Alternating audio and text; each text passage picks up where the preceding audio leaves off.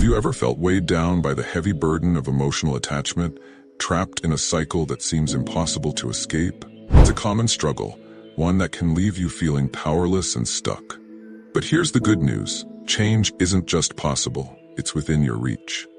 Drawing inspiration from ancient Stoic philosophers like Marcus Aurelius and Seneca, we're going to explore the key to mastering detachment and breaking free from the emotional chains that hold us down.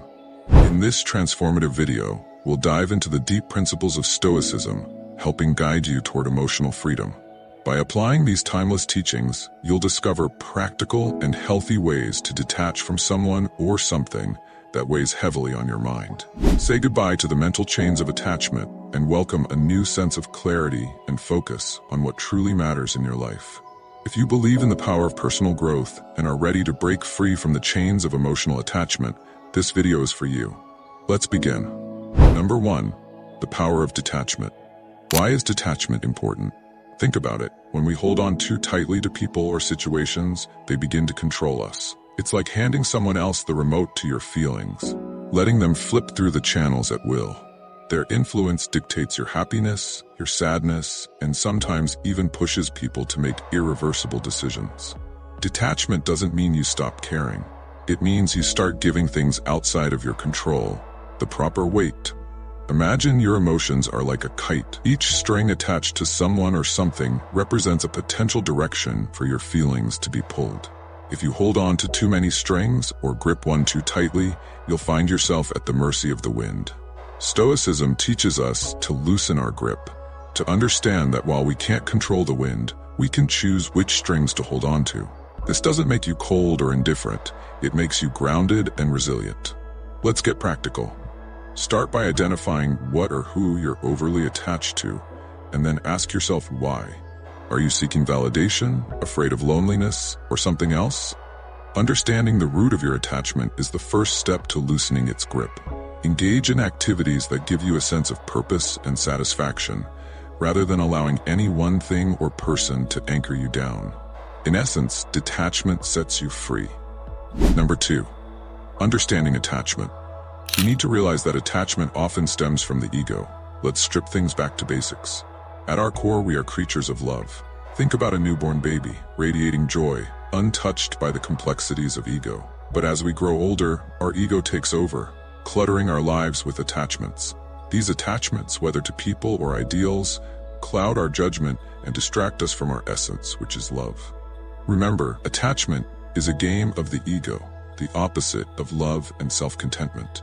If you start to view your desires and connections through this lens, you'll begin to see the unnecessary weight they add to your life. Now, imagine living from a place of love, not ego. Imagine the freedom of not desperately clinging to outcomes, people, or statuses.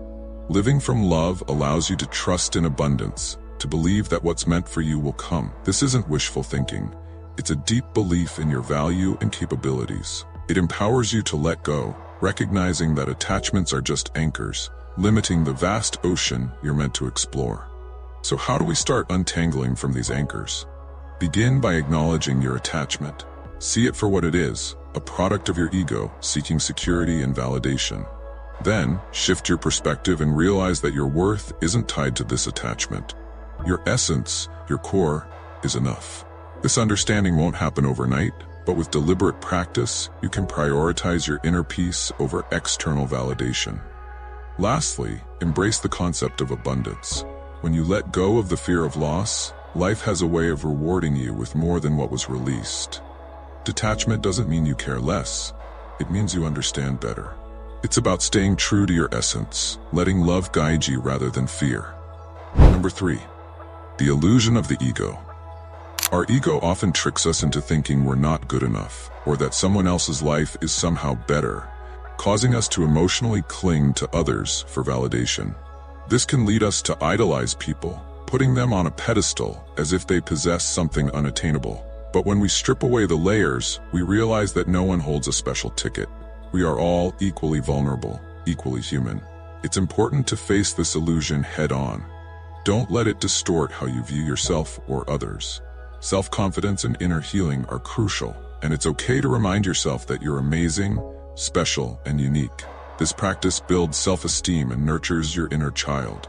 But having this mindset doesn't mean viewing others as inferior. It's about understanding that while we each have unique paths, no one's path is inherently superior. When it comes to detachment, particularly in relationships, it's easy to fall into a lack mindset, fearing that we'll lose someone irreplaceable. This fear is born from our ego, whispering lies of scarcity. But emotional detachment isn't about denying feelings or becoming indifferent. It's about embracing life's abundance and recognizing that while someone can be special to us, our completeness doesn't depend on their presence. Number 4, detachment in practice. To practice detachment, you need to be willing to let go of past experiences and relationships. It's like holding onto a rope so tightly that your hands hurt, but you're too afraid to let go because you don't know what will happen if you do. Let me tell you, letting go doesn't mean you'll fall. Sometimes it means you can finally stretch out your hands and reach for something better. Fear of missing out, or FOMO, is another trap. It's like watching everyone else's highlight reel on social media and thinking you're missing out on life. But that's not real life. It's a curated, filtered snapshot meant to showcase a perfect moment. Once I stopped scrolling through everyone else's stories and started living my own, FOMO lost its grip. You don't need to know every detail of someone else's life to live fully in your own. Number 5, the path to happiness. Where does true value come from? This is an essential question when trying to detach from someone. According to Stoicism, it's not about severing ties with indifference, but recognizing that the most profound companionship you'll ever have is with yourself. True value comes from within. Your character, your wisdom, how you treat others. Detachment, then, isn't about pushing people away, but drawing closer to your essence. By focusing on personal growth and becoming the best version of yourself, you unshackle yourself from neediness. It's like tending to a garden. You don't beg a single flower to grow. You nurture the soil, water the plants, and trust in the natural process. Remember, letting go isn't the end. It's a bold step toward the life you truly deserve. What are your views on this? Share your thoughts in the comments below. I will personally read all of your comments. And if you seriously want to level up in life, don't forget to show some love by hitting the like and subscribe button. Stay strong. Until next time.